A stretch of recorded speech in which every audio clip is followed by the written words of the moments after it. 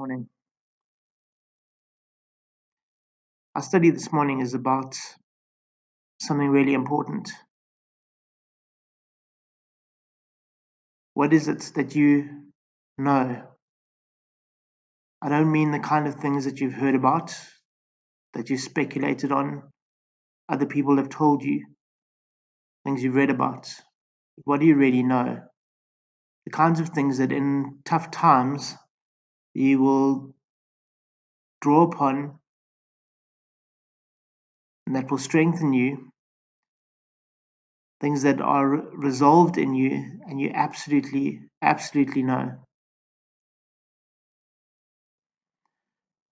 We'll start with some questions.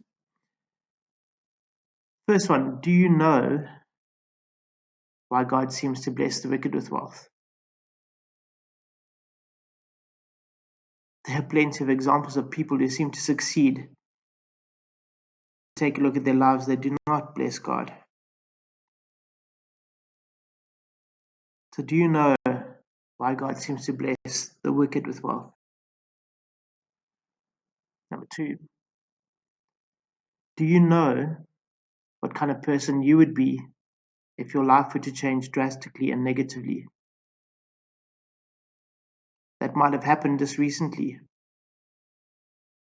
or at other times in your life. Can you say for certain what kind of person you would be if your circumstances were to change? It's said that a good person will do good no matter where they are. And I suppose the opposite is true. But what will you be found doing if your life were to change and tip upside down? Number 3, do you know that there are no coincidences in life? So do you know that things happen for a reason? There are no mistakes, on God's part at least. That everything that happens can be used and is used by God in ways that we do not understand, but that contribute to something that is bigger than us and for others. But do you know that? Number 4, do you know that you are part of a story that is greater than the difficulties of your life? Are you aware that a battle rages round you against the people of God, against the salvation of God, against the story of Christ? Do you know that Jesus Christ has won the victory in this battle, and he will bring all things to a conclusion that pleases and glorifies him? Do you know for certain where you stand and that you are on the victory side? We're going to Genesis chapter 39 to have a brief look at Joseph. His life is full of interesting events, and we find him in between two massive betrayals. His life certainly qualifies to be one of those that's been tipped upside down. Let's read.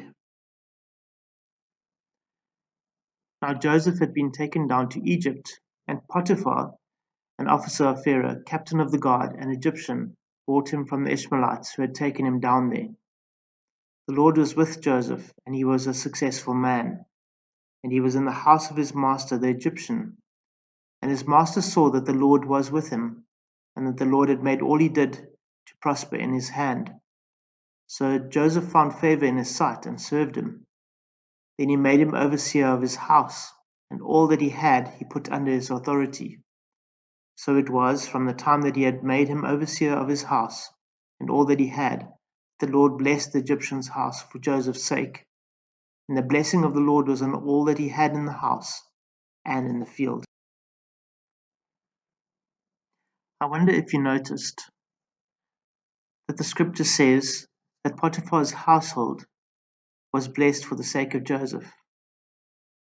We often think that people are succeeding and it should be against God's will. But who are we to say what God is blessing them for? Perhaps God is storing up blessings for others and they're just his instrument. Certainly Joseph, who worked hard in Potiphar's house, brought blessing to Potiphar's household, but also to himself. The second point is we seem to see that Joseph understood that he worked for God and not for man. There certainly were practical reasons why he should work hard for Potiphar, not to get into trouble, but you can see that Joseph was more than that. He had a relationship with the God that he served, and his primary loyalty and work ethic was to glorify that God and not man. A third thing that we see is that Joseph trusted that he was in God's hands. He had had quite an interesting life up to this point. And yet it seemed, despite the fact that his whole life had been turned upside down, that he trusted that his future and his present, and even his past, was firmly in God's hands.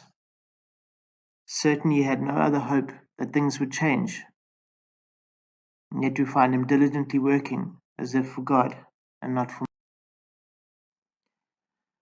A fourth observation is that Joseph was God's instrument in saving his brothers and ultimately the line of Christ through his brother Judah. The diligence of Joseph and his rising to become the second highest person in all of Egypt led to the salvation physically not only of those in Egypt and those in surrounding countries, but more specifically his own family. The very brothers who had sold him into slavery would be saved by his actions.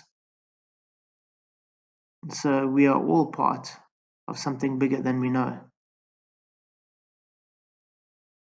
Joseph played his part. His faith in a God who did not reveal the steps to him along the way is highly commended and something I'm sure that we all would love to emulate. To finish, I'd like to give you a verse.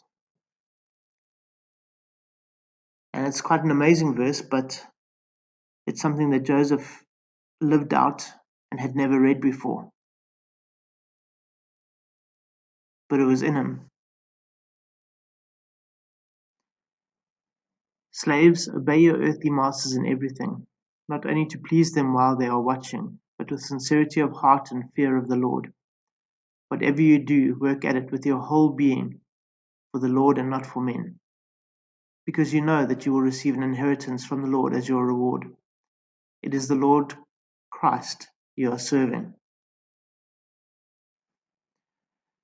And while you're doing that, wherever you are, in whatever capacity you serve and work,